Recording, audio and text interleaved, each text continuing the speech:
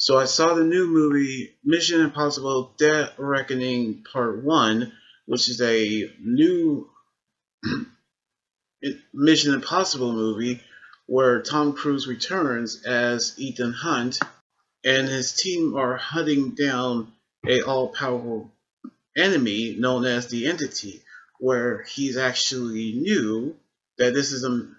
more important thing than a mission. But what I really love to see is the stunt where he flies over the cliff in a nose dive, nose dive jump, which is so epic that I really have to review this movie. So here is the review of the seventh Mission Impossible movie.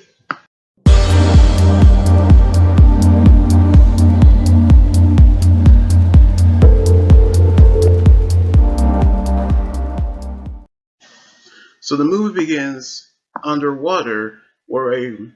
Russian submarine is called the Sevastopol and is actually testing its experimental stealth abilities, which it has the capability to go invisible while being undetected along with everyone on board. However, upon the fact that they've actually in underwater, we actually see another submarine actually firing its torpedoes at the other. So the captain gave the order to launch the torpedo in retaliation, but they saw that it's disappeared along with its torpedo. So they don't know where it is or where it's gone to. However, the submarine torpedo mysteriously fires and changes course, which of course hitting the other submarine, killing everyone on board on that submarine, knowing of what they have done. Meanwhile, we see Ethan Hunt after a awesome intro returns, who's played by Tom Cruise, who was actually in last year's Top Gun Maverick, receive a package from his organization telling him his next mission, which, of course, the details of the next mission always come in awesome ways. Because I remember in Fallout, it was actually an old school message. Then on Rogue Nation, a record store that actually does. But now he must travel to the Nub, Nub, the desert, where he must retrieve the half of a key from his ally Lisa Frost, who actually is played by Rebecca Ferguson, who was actually in Men in Black International, Doom, and will star in the Apple TV Plus series Silo, who actually has $50 million bounty on her head. So in Napeia, we see Ethan actually finds her, but had to battle a team of bounty hunters, which of course they've got the key, but she's telling her to lay low because there's too much heat is actually going on. So now we see Ethan return to America to infiltrate a meeting of the community where officials of every intelligent agency, including the former IMF director, Eugene Catrich, by which he's also played by Henry Cecil, who's actually in Ready or Not, and this year, Scream 6, which he's in shock to actually learn that he is there. Also,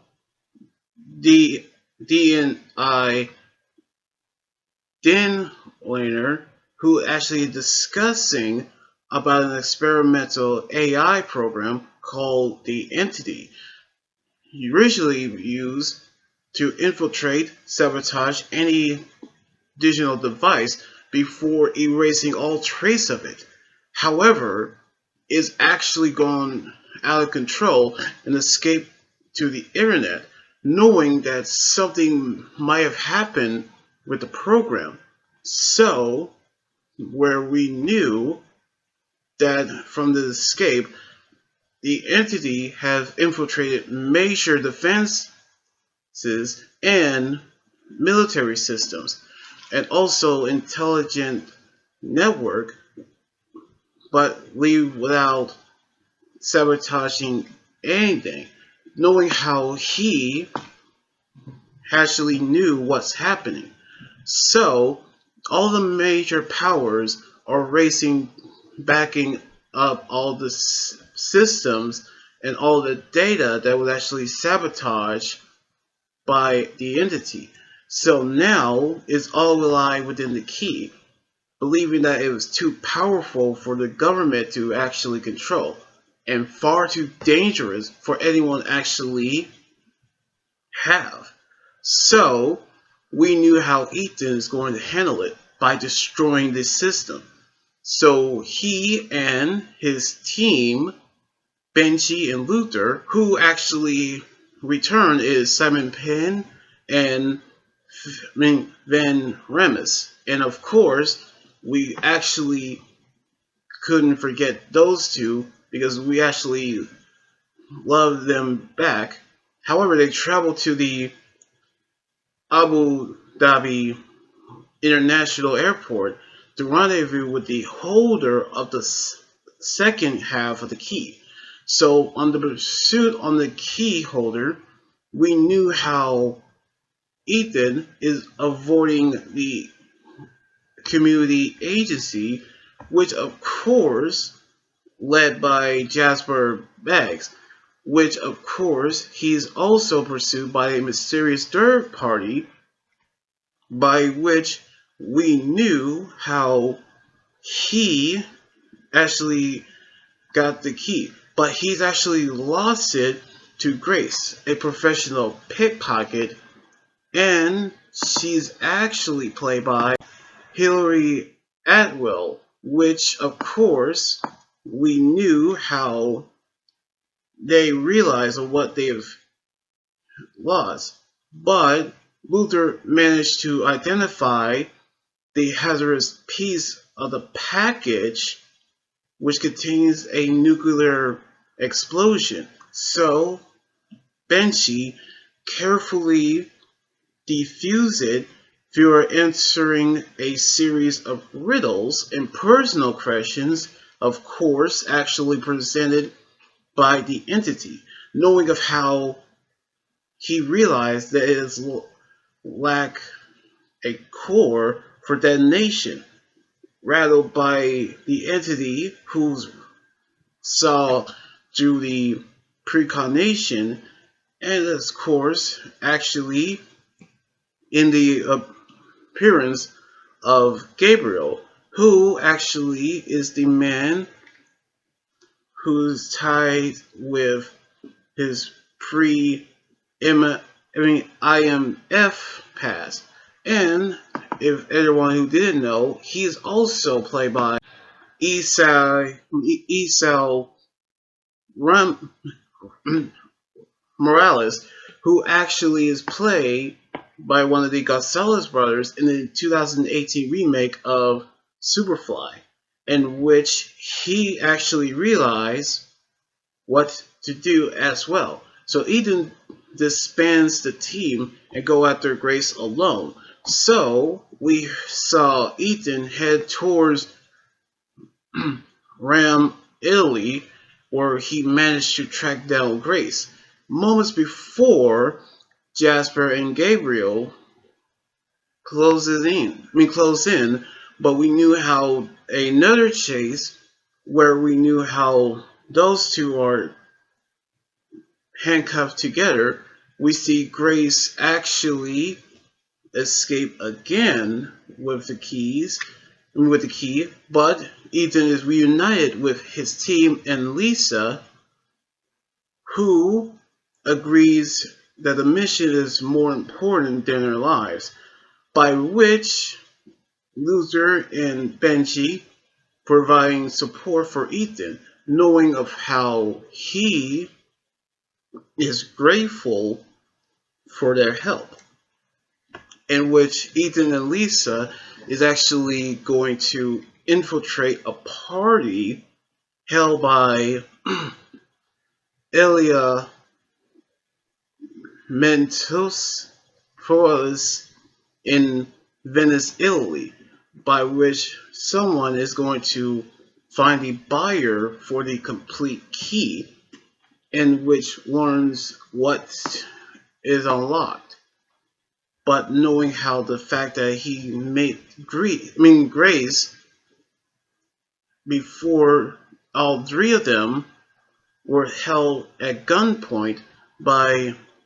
Elena's guards, by which we knew how she is side with Gabriel and is desperate to deliver the key to the entity, by which Ethan's team is actually escape and headed towards different directions.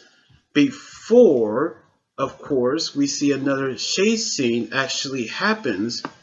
by which, knowing of how all of this could actually be, we knew how this could actually be where subduing and sparing Gabriel's subordinate Paris, Ethan is misdirected by the entity masquerading his voice as Banshee, where Gabriel intercepts and subdued Grace before Lisa reached the scene where the two women actually fight. Ultimately, one actually killed the other before Ethan's intercept, in which he's in shock. So,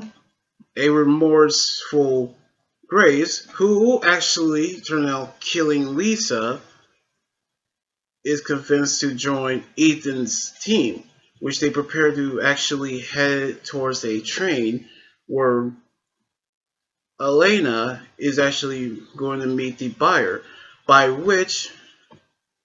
Luther leaves for an off-grid location to investigate the traces of the entity through hard drive on his computer, where he has disconnect before the AI erase from himself. Before leaving, he made Ethan promise not to kill Gabriel before knowing what the keys are for, which it could be something dangerous or something that could save the world. But on the train, we knew how Gabriel killed the conductor of the train and accelerated the train to maximum speed and destroy the controls, where we finally get to see a fight scene on a train, which is actually incredible. But we knew how he met Dan Laner, who actually offered a alliance between himself and the entity, knowing that he said that the complete key unlocks the chamber that housed the Russian submarine's computer, which, of course, the early version of the entity was injected into the system with a single task of sabotaging the ship's stealth capability, knowing that it changed its own objection, which of course causing the submarine to trick itself by firing into the torpedo and directed it back to the sub, by which he believes that the entity, the early version, is still in the submarine computer hard drive, and whoever can access it can decide what it means to either control or destroy the entity, which it could be something, one of the two. But assuring that he knows of the submarine, Gabriel kills him and seriously wounds Paris, and knowing of she would betray him because of Ethan's mercy in Venice. Impersonating Ilya, we saw Grace bring the key to the buyer, who turned out to be Catridge, though attempt to betray him for the the $100 million prize and protection for herself. She sided with him, pickpocketed the key back from him, and left the train, knowing how Ethan managed to parachute off a cliff, by which, of course, we get to see that badass stunt scene where Tom Cruise take a motorcycle and skydive off the highest cliff, and which is actually incredible. But to save Grace, however, Gabriel got the key, in which they both fight in the train, and of course got the upper hand, nearly killing Gabriel, but reminded that Gabriel is the only lead to the lock, knowing of what he has done. Oh, and Paris, who's actually is played by Prim Kamil Tisov, who's actually played Mantis in the Guardians of the Galaxy Volume 3, by which, of course, we knew that Jasper have intervened this escape, by which, of course, Gabriel escaped the train and initiate the countdown to detonate the bridge that is actually dead ahead, knowing that Ethan convinced Jasper to help save the passengers, by which Grace and Ethan try to detach the train cart that could attach the train, but with Paris' help to escape the front carriages, in which before they actually plumage bottom towards the broken train, Paris informs Ethan about the submarine's action before falling unconscious, and of course, Ethan fled the train, where Grace informed Catridge that she has joined IMF, by which Ethan met with Banshee, and as Gabriel realized that his pocket is empty, they actually drove off with the key that Ethan has pickpocketed during his battle with Gabriel, in which the movie ends with the fact that it's all to be continued. Now, this is actually an incredible movie that I actually enjoy. Plus, it actually has so much action stunts, including the cliff diving parachute jump. It was actually incredible, in which I understand what the score on Rotten Tomatoes really is. But I cannot wait for the sequel, Dead Reckoning Part 2, that's going to come out on June 28 on 2024 next year. So I can't wait to see it as well. So anyway, like this video, subscribe for more, and comment what you think about the movie review. You guys can also follow me on Twitter, Instagram, Tumblr, and my Facebook page and Twitch. Until then, this is Anime Guys around here saying signing out. Laters, and be safe.